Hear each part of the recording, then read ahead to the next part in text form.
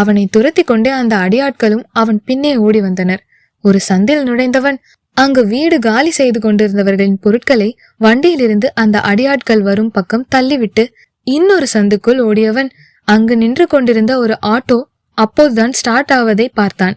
வேகமாக ஓடி சென்று அதற்குள் ஏறிவிட்டு வெளிப்புறம் பார்த்து கொண்டே, அண்ணே ஆட்டோவை நிறுத்தாம போங்க என்றவன் அந்த ஆட்டோக்குள் இருப்பவரை பார்க்காமல் வெளியே பார்த்து கொண்டே, நீங்க வாழ்க்கையில ஏதாவது பெரிய புண்ணியம் பண்ணணும்னு நினைச்சீங்கன்னா எனக்கு கொஞ்சம் ஹெல்ப் பண்ணுங்க பிளீஸ் என்று மூச்சு வாங்கி கொண்டிருக்கும் போதே, உங்களுக்கு அவ்வளவு அவசரமா போகணும்னா நீங்க வேற ஆட்டோல போக வேண்டியது தானே என்று ஒரு குரல் கேட்கவும் கார்த்திக்கின் விழி விரிந்தது. இது காவ்யாவோட வாய்ஸாச்சே என்று தோன்ற இரும்பிக் கொண்டே திரும்பி பார்த்தான். காவ்யா அவனை அதிர்ச்சியாக பார்த்து கொண்டிருந்தாள். காவ்யாவை பார்த்ததும் கார்த்திக் தன்னை மறந்து காவ்யாவை பார்த்து கொண்டிருந்தான். ஏமா ஆட்டோவை நிறுத்தவா இல்லைன்னா அந்த தம்பியை டிராப் பண்ணணுமா என்று காவ்யாவிடம் கேட்டார் ஆட்டோ ஓட்டுநர். அவங்கள எங்க டிராப் பண்ணணுமோ அங்க டிராப் பண்ணிட்டு போகலாம் என்றதும் ஆட்டோக்காரர், தம்பி எங்க போகணும் என்று கார்த்திக்கிடம் கேட்டார். அவர் கேட்டது கூட காதில் விழாமல் காவ்யாவை பார்த்து கொண்டிருந்தான் கார்த்திக். ஆட்டோக்காரர் 2-3 தடவை கேட்க பதில் சொல்லாமல் இருக்கவும் வெளியே வேடிக்கை பார்த்து கொண்டிருந்த காவ்யா கார்த்திக்கை திரும்பி பார்த்தாள்.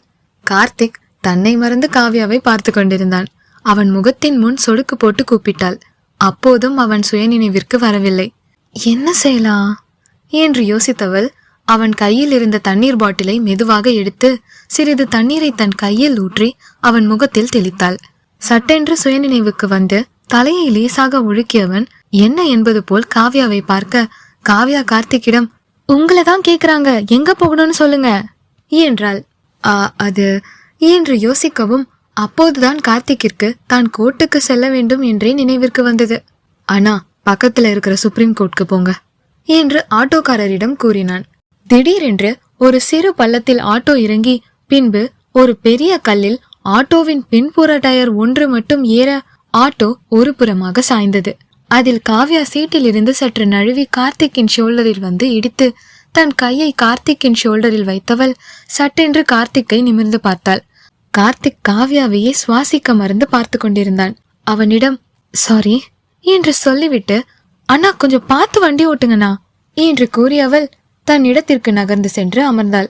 தன்னை அறியாமலே காவ்யாவிடம், காவ்யா ஆர் யூ ஓகே என்று கேட்டான். யா ஐ எம் ஓகே என்று கூறிய காவ்யா சட்டென்று கார்த்திக் புறம் திரும்பி, என்னுடைய நேம் எப்படி உங்களுக்கு தெரியும் என்று கேட்டாள்.